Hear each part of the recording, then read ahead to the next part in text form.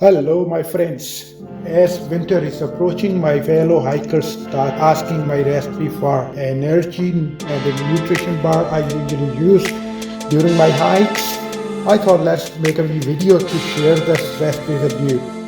One of the main ingredients I use is the honey, which is a local honey, especially local honey.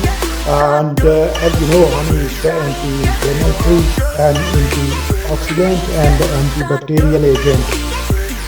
Okay, let's first of all start with the ingredients.